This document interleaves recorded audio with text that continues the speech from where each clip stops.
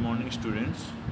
So next sum చూడండి ages మీద Abbay's age after 6 years will be 3/7 of his father's age. So అబ్బాయి age అనేది 6 years తర్వాత 3/7 means 3/7 of his father's age కన్నా 3/7 times అబ్బాయిస్ age అనేది ఉంటుందంటమ్మా ఎప్పుడు 6 years తర్వాత. అలాగే 10 years ఎగో అంటే 10 years బ్యాక్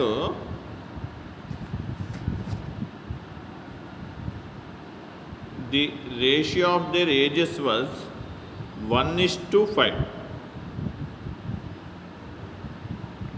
సో 10 years ముందు ratio of their ages was 1:5 అంటే ఫాదరు అండ్ హిజ్ సన్ అబ్బాయిస్ యొక్క ఏజెస్ రేషియో అనేది 1:5 రేషియోలో ఉందంటమ్మా.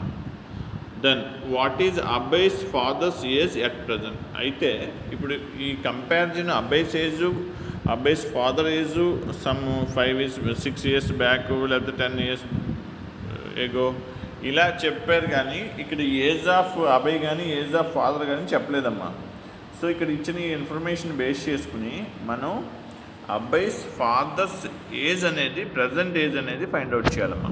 సో అది ఫైండ్ అవుట్ చేయడానికి లెట్ ది ఏజెస్ ఆఫ్ అబ్బాయి and his father 10 years ago be x and 5 years respectively.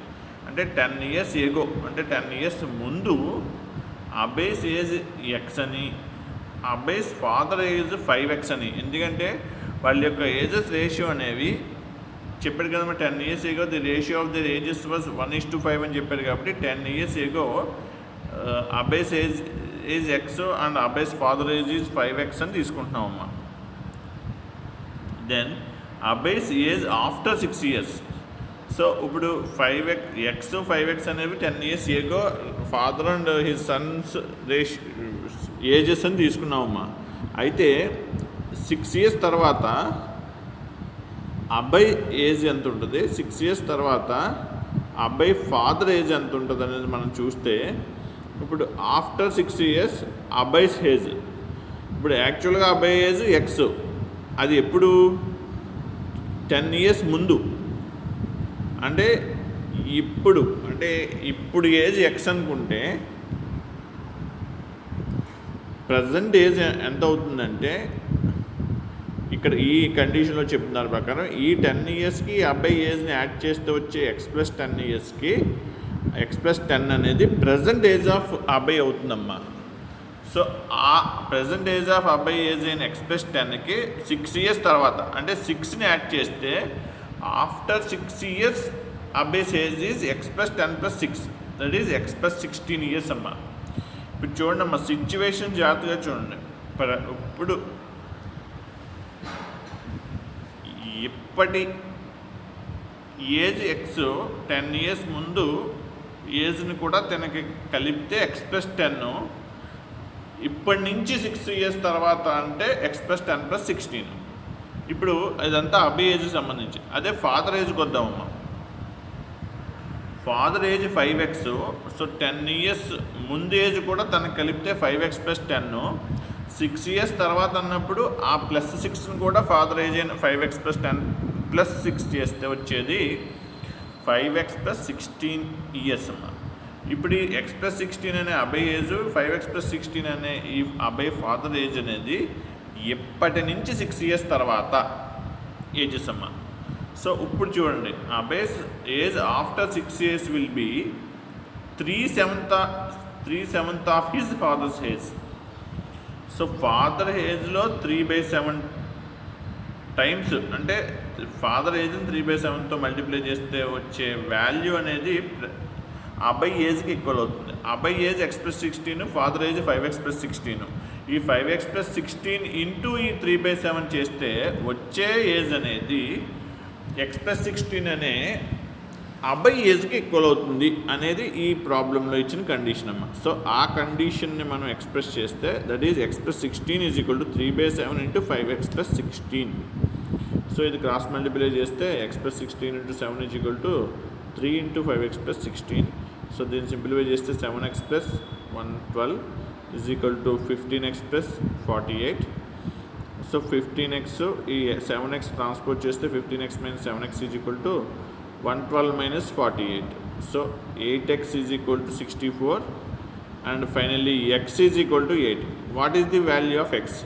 X is the age of, అంటే 10 years ago age of Abhay is x. So Abhay's father's present age is 5x plus 10 amma. So 5x plus 10, 5x is 10 years ago Abhay's father is, present age is 5x plus 10. So ఆ x ప్లేస్లో ఈ 8ని substitute చేసి simplify చేస్తే present age of అబేస్ father is 50 అమ్మ. So ఈ X 5x అనేవి 10 years ముందు Abhay and Abhay father's ages అమ్మ. అంటే present age of Abhay is x plus 10, present age of Abhay father is 5x plus 10. After 6 years అంటే ఆ ఏజెస్ మళ్ళీ ప్లస్ 6 కలిసిపోతుందమ్మా. సో అలాగా అభయ్స్ ఫాదర్ ఏజ్ అనేది 50 years వచ్చిందమ్మా. అవి ఏజెస్ మీద ప్రాబ్లమ్స్ అమ్మా. నెక్స్ట్ టైమ్ అండ్ డిస్టెన్స్ మీద ప్రాబ్లమ్స్ అనేవి నార్మల్గా ఇలా ఉంటాయి చూడండి అమ్మా. How many minutes does Aditya take to cover a distance of 400 meters? So Aditya అనే పర్సన్ 400 meters డిస్టెన్స్ కవర్ చేయడానికి హౌ మెనీ మినిట్స్ తీసుకుంటాడు అని చెప్తూ, if he runs at a speed of 20 km/h, తన రన్నింగ్ స్పీడ్ 20 km/h చొప్పున ఉన్నప్పుడు ఆ ఆదిత్య అనే పర్సన్ 400 meters డిస్టెన్స్ని కవర్ చేయడానికి ఎంత టైము, ఎన్ని మినిట్స్ టైం తీసుకుంటాడు అనేది ఇక్కడ అడుగుతున్నారమ్మా. సో ఇక్కడ చూడండి అమ్మా, ఆదిత్య స్పీడ్ అనేది గివెన్ స్పీడ్ 20 km/h అమ్మా. సో 20 km/hని మీటర్/సెకండ్స్లోకి మార్చుకోవాలంటే ఒక ప్రాసెస్ ఉందమ్మా. ఆ 20 kilometers అనే ఎక్స్ వాల్యూని 5/18తో మల్టిప్లై చేస్తే, అక్కడ ఎక్స్ ఏది ఉంటే అది, ఇక్కడ 20 ఇచ్చాడు కాబట్టి 20 × 5/18 చేస్తే ఈ km/h అనేది మీటర్/సెకండ్స్లోకి చేంజ్ చేయబద్దమ్మా. మీకు నేను ఇనీషియల్గా ఈ యూనిట్లో స్టార్టింగ్లో చెప్పాను ఆ పాయింట్. సో ఈ km/hని ఇంటూ 5/8 చేయడం ద్వారా మీటర్/సెకండ్లోకి మారిందమ్మా. అది ఎంత అంటే 50/9 మీటర్/సెకండ్. అయితే ఆ స్పీడ్తో ఉన్న ఆ ఆదిత్య సెకండ్కి 50/9 meters స్పీడ్ వెళ్ళే ఆదిత్య 400 metersని కవర్ చేయడానికి ఎంత టైం తీసుకుంటాడు అని అంటే, time taken to cover 400 meters is 400 time equal to distance by speed అమ్మా. సో ఇక్కడ టైం తీసుకోవడానికి టైం ఫైండ్ అవుట్ చేయడానికి time equal to distance by speed వేస్తాం. So distance is 400, speed is 50/9. So ఈ 50/9 రెసిప్రోకల్ అయ్యి ఈ 400 ఇంటూ ఈ 50/9 reverse అయితే 9/50 అవుతుందమ్మా.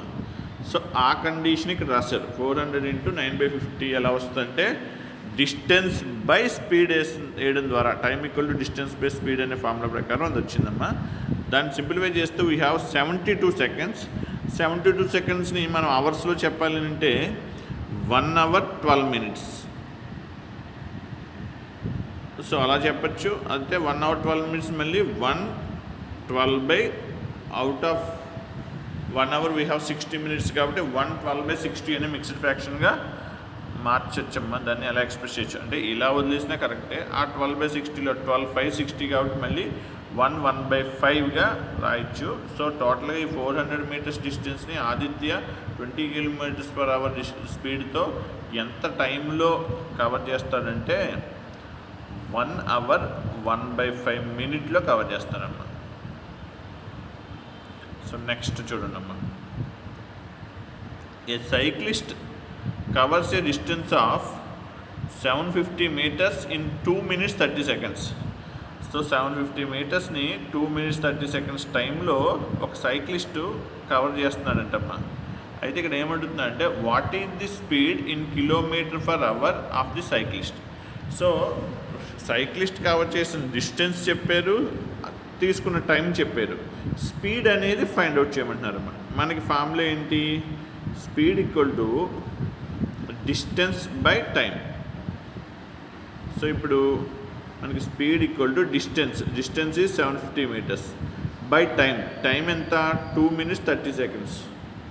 సో 2 minutes 30 seconds మీన్స్ మనం ఈ 2 minutesని కూడా సెకండ్స్లో మార్చేస్తే మినిట్కి 60 చొప్పున 2 minutesకి 6 2s 120 seconds. 120 seconds ఈ 30 seconds కలిపితే 150 seconds అమ్మ. So 150 seconds is the time, 750 meters is the distance. So metre per సెకండ్లో మార్చేయాలనుకుంటున్నాం కాబట్టి 750 by total seconds he taken is 150. So speed equal to distance by time ప్రకారం 750 బై 150 చేసామమ్మా. So 750 by 150ని simplify చేస్తే 5 వచ్చింది, 5 meter per second.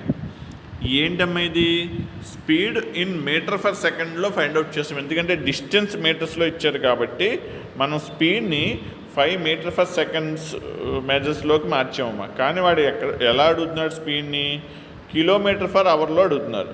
So metre per సెకండ్ని kilometre per అవర్లో మార్చాలంటే మనం మల్టిప్లై చేయవలసింది ఆ మీటర్ ఫర్ సెకండ్ని 18/5తో మల్టిప్లై చేయాలమ్మా. సో ఆ 5 × 18/5 చేస్తే ఆ మీటర్ ఫర్ సెకండ్స్ అనేవి కిలోమీటర్ ఫర్ అవర్స్లోకి మారిపోతుందమ్మా.